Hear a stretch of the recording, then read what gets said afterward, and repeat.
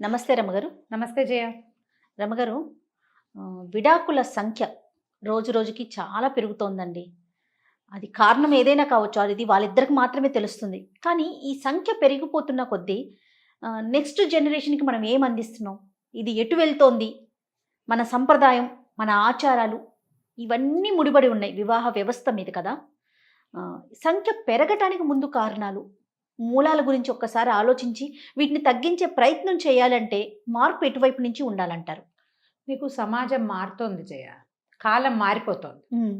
ఈ కాలంలో మార్పులతోటి మనం ఏంటంటే పురోగతికి ముందుకు వెళ్ళిపోతున్నాం. అవును. ఓ 10 ఏళ్ల క్రితానికి ఇప్పటికి మన పెళ్ళిళ్ళకి సంబంధాలు చూసే విధానం కూడా మారిపోయింది.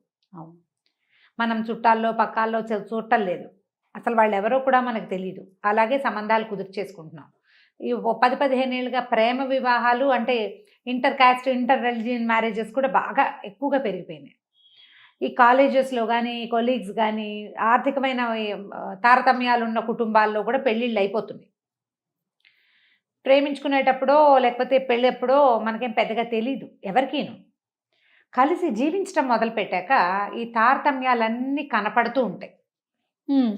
దీంతో పాటుగా మన ఏమంటారంటే ప్రొఫెషనల్ రైవలరీస్ కొన్ని, సంపాదనల్లో అసమానతలు, లేకపోతే మగవాళ్ళు ఎక్కువ బిజీగా ఉండి ఆడవాళ్ళకి టైం ఇవ్వలేకపోవటం, ఆడవాళ్ళకి పెద్ద ఉద్యోగాలు, మగవాళ్ళకి చిన్న ఉద్యోగాలు, ప్రతి వాళ్ళకి ప్రయారిటీస్ వేరువేరుగా ఉండటం. వాళ్ళ ప్రయారిటీ వేరు, వీళ్ళ ప్రయారిటీ వేరు. ఎవరు దేనికి ఇంపార్టెన్స్ ఇస్తారనే దాన్ని బట్టే కదా మన జీవితాలు. అవును. డబ్బుకి ఇంపార్టెన్స్ ఇచ్చేవాళ్ళు కొంతమంది, టైంకి, కొంతమందికి రొమాన్స్కి, కొంతమందికి అనుభవించాలి మనం హ్యాపీ లైఫ్ దాని మీదే ఉండేవాళ్ళు కొంతమంది. ఇప్పుడు ఇద్దరు భార్యాభర్త ఉండి అతనేమో డబ్బు వెనకాల పరిగెత్తి, ఈ అమ్మాయేమో హ్యాపీనెస్ వెనకాల పరిగెడతానంటే వీళ్ళిద్దరికి లంగర్ ఎక్కడ అందుతుంది? ఎప్పుడు డిస్సాటిస్ఫాక్షనే ఉంటుంది. ఆ అమ్మాయి ఇంకొంచెం బెటర్ జాబ్ చేసో లేదా జాబే చేయకుండా ఉండటం వల్ల ఏదో మొత్తానికి ఇంకా కొంచెం సంపాదించుకునే అవకాశం, డబ్బులు బాగా దాచుకునే అవకాశం తీసుకోవట్లేదని అతనికి కంప్లైంట్ ఉంటుంది. ఎంతసేపు డబ్బు వెనకాల పరిగెడతాడు, హాయిగా ఉండనివ్వడు, హాయిగా ఉండడు, నాతోటి టైం స్పెండ్ చేయడు అని అమ్మాయికి కంప్లైంట్ ఉంటుంది. ఇవి ఎక్కువ రోజులు నడవలేకపోతారు. ఇదివరకు ప్రపంచం పద్ధతులు ఎలా ఉండేది? ఎలా ఉన్నా భార్యాభర్త కలిసి ఉండాలి. ఈ దుఃఖాలు, కష్టాలు, విసుగులు, చికాకులతోటే అట్లా నడిచిపోతూ ఉండేది. అయితే ఇదివరకున్న కారణాలకి ఇప్పుడున్న కారణాలు మారినాయి కదా రమగారు. ఒకప్పుడు వరకట్నం అని, అదనపు కట్నం కోసమనో, అంటే ఆ సంఖ్య తగ్గట్లేదు, తగ్గింది. లేకుంటే అత్తమామల వైపు నుంచి వేధింపులు ఉన్నాయనో, ఆడబడుచుల నుంచి వేధింపులు ఉన్నాయనో, ఎక్కువగా విడిపోయేటప్పుడు ఈ కారణాలను మనం చూసేవాళ్ళం ఇదివరకు పాత రోజుల్లో. కానీ ఇప్పుడు మీరు అన్నట్లుగా చూసారా, అంటే సంపాదన పరంగా కావచ్చు, వ్యక్తిత్వ పరంగా కావచ్చు, ఇలాంటి కారణాలు ఎక్కువ అవుతాయి. అంటే ప్రయారిటీస్ మారిపోతున్నాయి. ప్రజలకి ప్రయారిటీస్ మారుతాయి. ఇప్పుడు ఈ అదనపు కట్నపు వ్యవహారాలన్నీ కూడా కొంచెం middle class, lower middle class హడావిళ్లలో ఆ కుటుంబాల్లో కనపడతాయి. అంటే ఖచ్చితంగా అదే అని చెప్పలేం, కానీ ఉంటాయి. కొంచెం హై క్లాస్కి పైకి వెళ్ళేసరికి అలా ఏమవుతుంది, వీళ్ళకే సొంతం, వాళ్ళు నాకు ఇచ్చేదేంటి, నేనే సంపాదిస్తాననే ధోరణి ఉంటుంది. ఈ ధోరణిలో ఏంటంటే అవతల వాళ్ళ మీద చిన్న చూపు ఉండే అవకాశం ఉంటుంది. వీళ్ళకి లేకపోతే ఏదైనా చిన్న కుటుంబం నుంచి అమ్మాయిని తెచ్చుకున్నారనుకో, వాళ్ళని చిన్న బుచ్చుతూ ఉండటం, మీ అమ్మ అట్లా, మీ నాన్న ఇట్లా అంటాం, ఒకళ్ళనొకళ్ళు ఆడిపోసుకోవటం, ఒకళ్ళ కుటుంబ నేపథ్యాలను ఒకళ్ళు ఎంతసేపు పెళ్ళగించి ఎత్తి చూపించుకుంటూ ఉండటం. అసలు జీవితం జయ సగం మనకి నిద్రలో గడిచిపోతుంది రోజు. అవునండి. కనీసం 8 గంటలు నిద్రపోతామా? 24 గంటల్లో 8 గంటలు నిద్రపోతే ఎంత టైం అయిపోయింది? ఇంకా మిగిలింది సగం. అంతే కదా, 16 గంటలు మిగిలింది. ఈ 16 గంటల్లో వర్కింగ్ వాళ్ళు ఉంటే కనీసం 10 నుంచి 12 గంటలు ఆఫీసుల్లోనే ఏడుస్తారు. అంతే కదా. అంతే. ఇప్పుడు 16లో నుంచి 10-12 గంటలు తీసేస్తే హార్డ్లీ మంచి టైము, రోజుకొక్క 4 గంటల క్వాలిటీ టైము భార్యాభర్త ఒకళ్ళతోటి మాట్లాడుకోవటమో, ఏదైనా షేర్ చేసుకోవటమో జరుగుతుంది. పిల్లలు కనుక ఉన్నారనుకో 4 గంటలు కూడా 4 ఒక్కొక్క గంటకి ఒక 10 నిమిషాల చొప్పున 40 నిమిషాల క్వాలిటీ టైం ఉంటుంది. ఈ 40 నిమిషాల క్వాలిటీ టైంలోనే మనము ఏటికొకళ్ళు కోటికొకళ్ళు లాగుతున్నారు. పోనీ పిల్లలు లేరు, పిల్లలు లేకపోతే వాళ్ళమ్మా నాన్ననో వీళ్ళమ్మా నాన్ననో గ్యారంటీగా ఉంటారు. మనం వాళ్ళని కూడా చూసుకుంటూ ఉంటాం కదా. అవును. అప్పుడు ఇంకా ఈ 4 గంటల్లో క్వాలిటీ టైం తగ్గిపోయినట్టేనా? హార్డ్లీ మనం మాట్లాడుకుంది, ఇళ్లలో పనులు ఉండవు, మనం మాట్లాడుకునే సమయం ఏముంటుంది? ఏమీ ఉండదు. ఆ ఉన్న కాసేపు నాకు అది ఏదో ఒకటి వాంటింగ్స్ మీద, ప్రయారిటీస్ మీద పోట్లాడుకోవటం.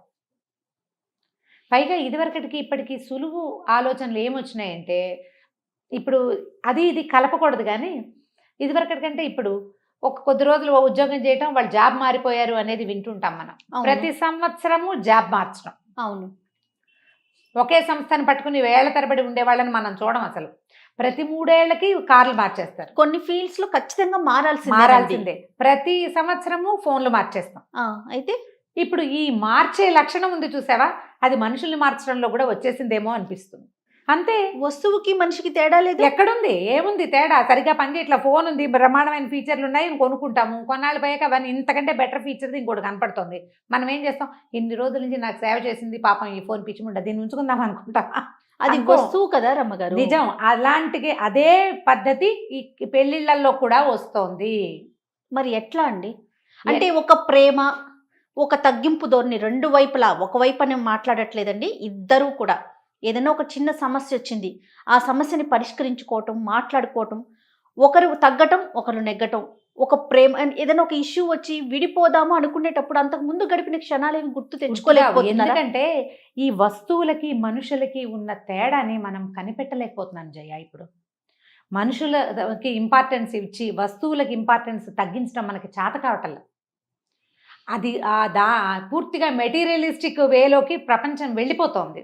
అందుకని చాలా తొందరగా విడాకులు. ప్రేమించి పెళ్లి చేసుకున్న వాళ్ళు 10 ఏళ్ల పాటు ఫ్రెండ్షిప్లో ఉండి, కాలేజ్ డేస్ నుంచి, ఇంటర్మీడియట్ నుంచో, 8th క్లాస్ నుంచో కూడా ఫ్రెండ్స్గా ఉండి, తర్వాత అదే ప్రేమలో ఉండి ఒకళ్ళొకళ్ళు వదిలిపెట్టలేక చివరికి ఏ డిగ్రీలు అయ్యాకో, పోస్ట్ గ్రాడ్యుయేషన్ అయ్యాకో, ఉద్యోగాల్లో చేరాకో పెళ్ళిళ్ళు చేసుకుని 10 సంవత్సరాల సుదీర్ఘ ప్రయాణం చేస్తారు ఆ స్నేహంలో. వాళ్ళు కూడా డివోర్స్ తీసుకుంటున్నారు. అంటే కాదు రమ్మగారు, మీ ఉద్దేశం ప్రేమ పెళ్లిళ్ళు వారు ఎక్కువగా ఉందా, పెద్దలు చేసిన పెళ్లి వాళ్ళు ఎక్కువగా ఉన్నారా? రెండు ఉన్నాయా? రెండు ఉన్నాయి. ఇప్పుడు నువ్వు తెలుసుకుని ముందు నుంచి కలిసి ఉండి కూడా విడిపోతున్నారు. ఈ పెద్దవాళ్ళు ఏదో పెళ్లి సంబంధాలు ఇదివరకట్లాగా అటేడు తరాలు, ఇటేడు తరాలు, 56 తరాలు ఎవరు చూస్తున్నారు? ఒక తరం కూడా చూడట్లేదండి. పైగా ఏ కులాల వారీగా అన్ని కులాలకి రకరకాల మ్యాట్రిమోనియల్స్. కొంతమంది ఫ్రెండ్స్ ద్వారా ఎవరైనా పెళ్లిళ్ళ పేర ఫోటోలు తెచ్చి చూపించటాలే, అది అవుట్డేటెడ్. సినిమాల్లో మాత్రమే కనపడుతుంది. అది సినిమాల్లో కూడా లేదండి, మ్యాట్రిమోనీకి వెళ్ళిపోయింది. ఈ మధ్య కాలంలో మ్యాట్రిమోనీలకు వచ్చేసింది పెళ్లిళ్ళల్లో, ఈ సినిమాల్లో కూడా. ఇప్పుడు ఇలా బాగా వాళ్ళని గురించి తెలుసుకునే అవకాశం మనకు ఉండదు. సుమారుగా అబ్బాయి ఉద్యోగం, అతని చదువు, ఎక్కడ చేస్తున్నాడు, వాళ్ళ అమ్మ నాన్న ఏమిటి, అటు ఇటుగా ఒక అక్కయో అన్నయో తమ్ముడో ఎవరో వాళ్ళు ఏం చేస్తున్నారో మనకు తెలుస్తుంది. పుట్టు పూర్వోత్తరాలు తెలియదు. పెళ్ళి అయ్యాకో, పెళ్ళప్పుడు వీళ్ళ చుట్టాలు ఎవరు, ఎందుకు రాలేదు, ఏంటి, నా సొంత అన్నయ్య, 2 అన్నయ్యలు అన్నాడు, వాళ్ళ అన్నయ్యలు ఎందుకు రాలే పెళ్ళికి, అలాంటివి వస్తాయి. అప్పుడు ఇంతవరకు వచ్చాక ఇప్పుడేం చేస్తాం అనుకుని పెళ్లి చేసేస్తారు. తర్వాత బోల్డ్ అని బయటపడతాయి. ఇంకప్పుడు ఏం చేయలేకపోతారు. అవన్నీ పెద్ద ఇష్యూస్ అయిపోతాయి. ఫ్యామిలీ బ్యాక్గ్రౌండ్ బాగుండక డివోర్స్ అవుతున్న కేసులు కూడా అవుతున్నాయి ఇప్పుడు. అసలు ప్రధానంగా అమ్మాయి అబ్బాయి విడిపోకుండా ఏదైనా ఒక సమస్య వచ్చినప్పుడు విడాకులు దాకా వెళ్లకుండా ఉండాలి అంటే మీరు అన్నట్లు మీరు ఎప్పుడు చెప్తారు, చిన్నప్పటి నుంచే ఉండాలి. తల్లిదండ్రులు అమ్మాయికైనా అబ్బాయికైనా నేర్పించాలి. కాకపోతే ఇప్పుడు ఎట్లా ఉంటుందంటే తల్లిదండ్రుల మాట వినే పరిస్థితిలో ఉన్నారు. అది లేదు. కొన్ని చోట్లేమో తల్లిదండ్రుల మాట వినకుండా ఏవైనా సరే తెప్పేసుకోవాల్సిందే అనేవాళ్ళు కనపడతారు. కొన్ని చోట్లేమో తల్లిదండ్రులే, నువ్వు ఇంత అవస్థ పడక్కర్లేదు, వీడితో నువ్వు సర్దుకోకర్లేదా, ఈ అమ్మాయితో నువ్వు ఉండక్కర్లేదు, ఎందుకంటే బ్రహ్మాండమైన దాన్ని చూస్తాం, ఏముంది ఇవాళ రేపు అనేసి క్యాజువల్గా పేరెంట్స్ కూడా ఎంకరేజ్ చేసేవి కనపడతాయి. ఇప్పుడు ఎక్కడి నుంచి మారాలి? ఈ తరం కాదు, ముందు తరంలో కూడా మార్పు రావాల్సిన పరిస్థితి ఉంది. ఇప్పుడు ముందు తరం అంటే తల్లిదండ్రులు కూడా కొంత మార్చుకోవాలి. తల్లిదండ్రులు మార్చాలి. పిల్లలు కూడా ఏంటంటే పెళ్ళిళ్ళు చేసుకునేటప్పుడు ఈ బ్యాక్గ్రౌండ్ చెకింగ్ అలాంటివి ఏమీ చేయలేకపోతే, తెలిసి చేసినా లోపలికి వెళ్తే కానీ అదేమిటో తెలియదు జయ పెళ్ళి మనకి. అవును అవును. కాకపోతే ఒక పెళ్లి చేసుకున్నాం, ఇది ఒక బాధ్యత, ఒక బంధంలోకి అడుగు పెట్టాం, దీన్ని నిలబెట్టుకుందామని అనుకోవటం లేదు. ఎందుకంటే మన చుట్టూతా ఉన్న సమాజము పెళ్ళి అనేది ఒక నిలబెట్టుకోవాల్సినదేనన్న నమ్మకాన్ని ఇవ్వటం లేదు. ఇప్పుడు ఏముంది, డివోర్స్ తీసుకుంటారు, ఏముంది, అలా క్యాజువల్గా మాట్లాడేసుకుంటున్నారు. అదండి, చాలా క్యాజువల్ అయిపోయింది. చాలా క్యాజువల్ అయ్యేసరికల్లా ఇప్పుడు ఎన్నిసార్లు తీసుకుంటాము అన్న ఆలోచన చేయటల్లా. పైగా రెండో పెళ్లి చేసుకున్న కేసులు కొన్ని మనం చూస్తుంటామా, డివోర్స్ తీసుకుంటారు, రెండో పెళ్లి చేసుకుంటారా, అక్కడ చాలా సమస్య ఉంటుంది, ఇంకేం చేస్తాము అని సర్దుకుంటారు. నేనంటే మొదటే సర్దుకోవచ్చుగా ముందే. ఒక్కోసారి ఆ మొదటి సంబంధమే బెటరు అనిపిస్తుంది వీళ్ళకంటే. పురాతన కాలానికి ఇప్పటికీ తేడా ఏంటంటే మనం డివోర్స్ తీసుకోవటము, సెకండ్ మ్యారేజ్ చేసుకోవటము అనేది ఒక పెద్ద పెద్ద ఇదేం లేదు, అలాగా అనుకుంటున్నాం. కానీ అందులో అడ్జస్ట్ అవ్వటం మాత్రము ఆ శిక్ష పడే వాళ్ళకే తెలుస్తుంది. కానీ ఇదివరకు రోజుల్లో రెండో పెళ్లి అంటే ఆలోచించే వాళ్ళేమో కదండి. ఆ అబ్బాయికి మొదటి భార్య లేదు, లేదా వెళ్ళిపోయింది, ఏదో అయింది. ఆ అబ్బాయికి ఇంకొక పిల్లనివ్వాలంటే ఆలోచించే వాళ్ళేమో. ఏమీ లేదు జయ. లేదా పాత అందరూ- రోజుల్లో చాలా సింపుల్గా అయిపోయేవి. పెద్ద పెద్ద వాళ్ళు, పెద్ద పెద్ద పిల్లలు ఉన్న ఇళ్లలో కూడా చిన్న పిల్లని ఇచ్చేసేవాళ్ళు. అప్పుడు చాలా క్యాజువల్గా ఉండేది. అప్పుడు ఇంత ఖాళీ లేదు జయ మనకి. నేను ప్రతిసారి ఈ మాట చెప్తుంటే నీకు కూడా కోపం వస్తుంటుంది. ఇప్పుడు మనకి ఏంటంటే పనులు తక్కువ, ఫ్రీ టైం ఎక్కువ. మనకి పని ఎక్కడుంది జయ? అంతా ఉన్నది స్ట్రెస్సే కదా. పాతకాలంలో ఇళ్లలో వాకిళ్లలో ఎంత పని చేస్తేనో ఎట్లా నమ్మగారు? బొగ్గొచ్చేది అప్పుడు అసలు కాదమ్మా. ఆడవాళ్ళు బయటికి వెళ్ళే వాళ్ళు కాదు కాదు, కదండి. అప్పటి ప్రపంచం వేరు. అందుకని ఆ రోజుల్లో కుదిరేది. ఇప్పుడు కుదరటం కొంచెం కష్టం. ఖాళీ సమయాలు అసలు ఉండేవే కాదు జయ వాళ్ళకి. ఇంట్లో పనితోనే సరిపోయేదంటారా? ఇంట్లో పనితో సరిపోయేది. చంటి వెంటి, పైగా పిల్లలకి అడ్డు ఆపు లేకుండా సంతానం కలుగుతుండేవాళ్ళు. పై పిల్లలు పురుళ్ళకు వచ్చేవాళ్ళు. ఈ ఉన్న పిల్లలు జల్లలు, వీళ్ళ అనారోగ్యాలు, వైద్యం అవకాశాలు తక్కువగా ఉండేవి. వీళ్ళకి చదువు సంధ్యలు లేవు, పారిపోయే వెసులుబాటు లేదు.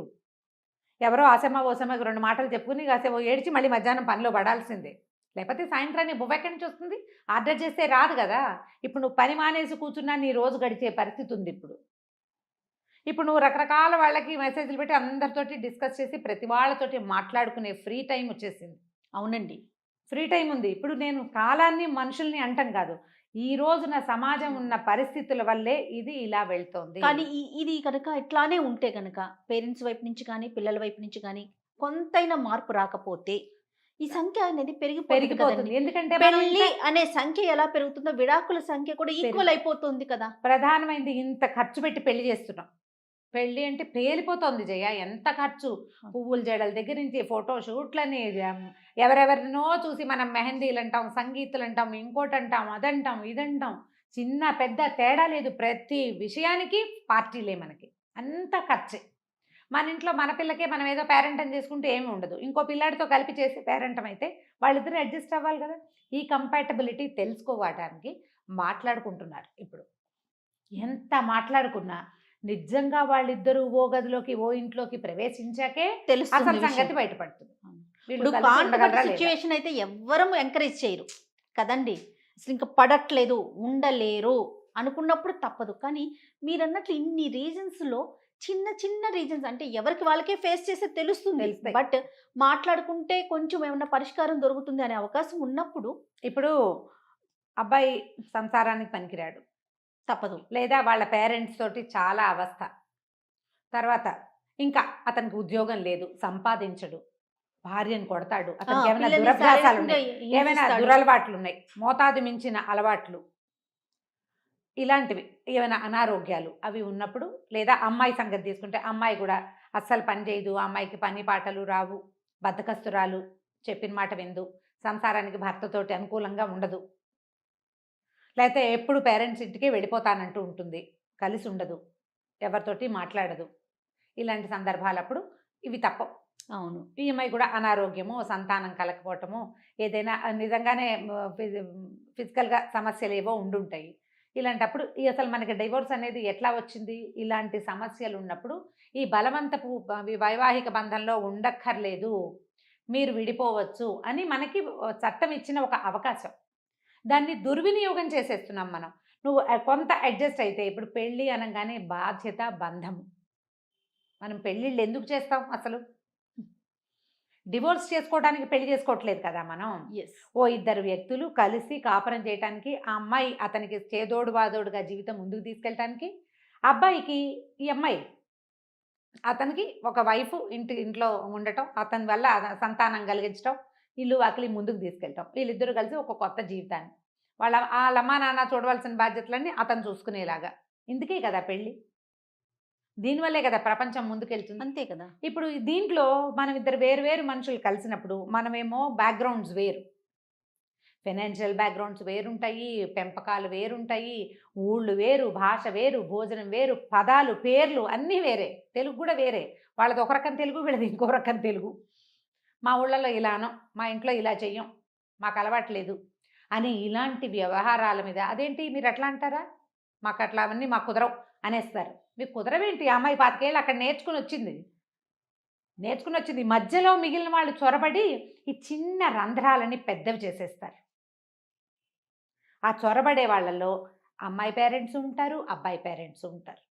అమ్మాయి ఫ్యామిలీ ఉంటుంది, అబ్బాయి ఫ్యామిలీ ఉంటుంది. ఇప్పుడు ఫ్రెండ్స్ కూడా తోడయ్యారు. అవునండి. వీళ్ళు ఏం చేస్తారంటే వీళ్ళ మధ్య పడిన ఒక చిన్న రంధ్రాన్ని 4 పక్కల పట్టుకుని లాగేస్తారు. మనం ఇవాళ ఏదో చిన్న డిస్కషన్ అయింది, చూసి చూడనట్టు ఊరుకున్నాం అనుకోండి, ఎవరు మాట్లాడకుండా, రాత్రికి ప్యాచప్ అయిపోతుంది, రేపొద్దున మళ్ళీ ఎక్కడికో సినిమాకో షికారుకో వెళ్తారు, 2-3 రోజులు మళ్ళీ నార్మల్ అయిపోతుంది.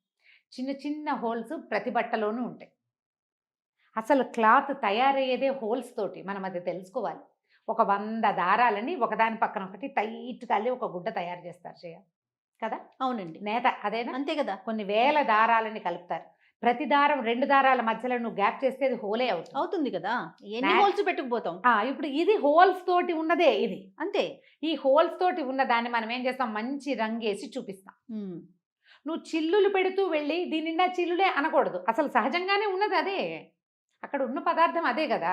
దీన్ని ఏం చేయాలి, మనం చక్కటి వస్త్రధారణగా చేసుకుని చూపించుకోవాలి ప్రపంచానికి. దాంట్లో ఉన్న సౌఖ్యాన్ని అనుభవించాలి. అది మానేసి దాన్ని చిరుకుతుందో లేదో చూస్తామంటే ఎట్లా? చిరిగితే నువ్వు విడదీస్తే ఈ 1000 దారాలు, వస్త్రంగా తయారైన 1000 దారాలు విడిపోతాయి. చివరికి ఏమవుతుంది, అక్కడ వస్త్రం లేదు, దారాలే మిగులుతాయి. దారాలు ఏమిటి, గాలి కొట్టుకుపోవు. అంతే కదా, జీవితం అలాంటిది. మన అమ్మ నాన్న కూడా ఇలాగే అడ్జస్ట్ అయ్యారు. వాళ్ళ అమ్మ నాన్న అంతే, మీ అమ్మ అలా పెంచింది, మీ అమ్మ ఇలా పెంచింది, వాళ్ళ అమ్మ అలా పెంచింది, అలా అనకూడదు. ఎవరి పెంపకం వాళ్ళది, ఎవరి జీవితం వాళ్ళది. ఒకళ్ళలో ఉన్న ఒక లోపాలని రెండో వాళ్ళు ఎంతో కొంత క్షమించగలగాలి. ఆ లోపాలతో సహా వాళ్ళని మన వాళ్ళుగా స్వీకరించగలగాలి. దానికి ప్రయత్నం చేయాలి. మనం డబ్బులు పోసి ఒక వస్తువు కొనుక్కున్నాం, 1,00,000 రూపాయలు పెట్టి ఫోన్ కొన్నావు, చేయి జారి కింద పడింది, ఏం చేస్తావు? పారేయవు నువ్వు, దాన్ని బాగు చేయడానికి ట్రై చేస్తాం. 10,00,000 పెట్టి కొన్నాం, ఓ 10,000 పెట్టి రిపేర్ చేస్తే ఏమవుతుంది, ఓ సంవత్సరం వాడుకుంటాం కదా అనిపిస్తుంది. న్యాచురల్లీ కదా. నువ్వు 25,00,000 ఖర్చు పెట్టి పెళ్లి చేసుకున్నావు, వీళ్ళలో ఒక చిన్న ప్రాబ్లం ఉంది, అది నువ్వు సరి చేసుకోగలిగే అవకాశం ఉన్నప్పుడు నువ్వు ఆ అవకాశాన్ని తీసుకో. తెంపేయడానికి ప్రయత్నం చేయకూడదు. నలుగురు మాట్లాడి వీళ్ళ మనసులు విరిచేస్తారు. ఇద్దరు మాట్లాడుకుంటే సరిపోయేది, లేదా 2 కుటుంబాలు మాట్లాడుకుంటే సరిపోయేదానికి వీళ్ళు మాట్లాడుకోకుండా ఈ అమ్మాయి ఎవరికో చెప్పి, అతను ఎవరికో చెప్పి, వీళ్ళంతా మాట్లాడుకుని వాళ్ళు ఒకటని వీళ్ళు ఒకటని, పైగా అమ్మా నాన్నలకి ఏమైనా ఉంటుంది, మా పిల్ల కూడా బోళ్ళంత కష్టపడి చదువుకుంది, మంచి ఉద్యోగం సంపాదించుకుంది, మా పిల్ల ఎందుకు అడ్జస్ట్ అవ్వాలి అనిపిస్తుంది. నువ్వు అసలు అడ్జస్ట్మెంట్ ఉండకూడదు అని అంటే పెళ్ళి ఎందుకు చేసినట్టు, మన ఇంట్లోనే ఉంచుకోవచ్చు కదా, క్వీన్ లాగా ఉంచాం మనం. వీళ్ళు ఉంచరు, వాళ్ళేమో ఓ పిల్ల కావాలి, అదన్నీ మాట వినేసేయాలి, దానికి మంచి చదువు ఉండాలి, మంచి ఉద్యోగం ఉండాలి, పిల్ల చక్కగా ఉండాలి, వాళ్ళ అమ్మా నాన్న దగ్గర కనీసం ఏదో ఒకటి ఉండి, వాళ్ళు కట్నం వద్దు, గ్రాండ్గా పెళ్లి చేయాలి. ఈ గ్రాండ్కి ఇంత లెవెల్ అని ఉండదు. మామూలుగా కట్నం వేసి ఓ 10,000-25,000 ఇచ్చి పడేస్తే సరిపోతుంది. గ్రాండ్ అనేసరికి బోల్డ్ అయిపోతుంది. ఇప్పుడు ఈ చేసిన గ్రాండ్ ఖర్చు ఎవరు తిన్నట్టు? అవును. అసలు ఈ విడాకుల్లో ఎంత డబ్బు వృధా అయిపోతుందో. డబ్బు, టైము, పరువు, మర్యాద, మనస్తాపం. ఎంత మనస్తాపం అమ్మ. నిన్న గ్రాండ్గా పెళ్లి చేసి ఇవాళ మా పిల్ల డివోర్స్ తీసుకుంది అని చెప్పడానికి అమ్మా నాన్న కడుపులో ఎలా ఉంటుంది, పళ్ళ చక్రం పెట్టి తిప్పినట్టు ఉండదు. మళ్ళీ ఇంకొకరిని నమ్మి ఆ పిల్లని చేతిలో పెట్టడానికి నువ్వు ఎంత భయపడతావు? ప్రతి క్షణము భయమే కదా రమ్మగారు. ప్రతి క్షణము భయం, ధైర్యంగా ఉండలేదు. ఇప్పుడు ఇవి సహజంగా కనపడుతున్నప్పటికీ, మనకు ఫ్రీక్వెంట్గా డివోర్స్ కనిపిస్తున్నప్పటికీ కూడా ప్రతి డివోర్స్ వెనకాల చాలా బాధ, దిగులు, బెంగ, జీవితం పట్ల అనుమానం. ఇది కాకుండా పిల్లలు ఉన్నారనుకో వీళ్ళ మధ్య, అది మరో సమస్య. అది ఇంకో పెద్ద నరకం. ఆ పిల్లలు ఏమైపోతారు? వాళ్ళు ఈ ప్రపంచంలో ఎవరిని నమ్ముతారా? అసలు నమ్మలేరు. కొంచెం జాగ్రత్త పడండి. పెళ్ళిళ్ళు చేసుకున్న వాళ్ళు, చేసుకునే వాళ్ళు, చేసేవాళ్ళు కూడా ఏదైనా సమస్యలు ఉంటే కూర్చుని మాట్లాడుకోండి. తప్పనిసరి కాంట్ బట్ అయితే డెఫినెట్గా వెళ్ళొచ్చు. మనకి చట్టం ఇచ్చిన అవకాశాన్ని తీసుకోవాలి. అవును, కొంత అడ్జస్ట్మెంట్కి అవకాశం ఉంటే కనుక ప్రయత్నం చేసి దీన్ని తగ్గించుకుంటే మన భవిష్యత్తు, ఇప్పుడు ఉన్న చిన్న తరపు పిల్లలు, లేత పిల్లలు, ఏమనంటే భావి భారత పౌరులు, ఈ డివోర్స్ ఇండియాని కాకుండా ఫ్యామిలీ ఇండియాని చూసే అవకాశాన్ని ఇవ్వగలుగుతాం మనం. ఉమ్మడి కుటుంబాలు ఉండేవి వరకు ఇప్పుడు లేవు. కనీసం మనకిద్దరైనా ఉండాలి కదా రమ్మగారు. ఉమ్మడి కుటుంబం వదిలేద్దాం, లేదు, ఒకటి కుటుంబం ఉండాలిగా. ట్రై చేయాలి దీనికోసము. నువ్వు అడ్జస్ట్ అవ్వాలి, సర్దుకోవాలి. గివింగ్ అండ్ టేకింగ్ నేర్చుకోవాలి. డెఫినెట్‌గా అండి. రాజీ పడే ఖచ్చితంగా. ధోరణి, ఇచ్చిపుచ్చుకునే ధోరణి 2 ఉండాలి. ఉండాలి. ఉంటేనే కుదురుతుంది. అంతే. రైట్ రమ్య గారు. నమస్తే. నమస్తే.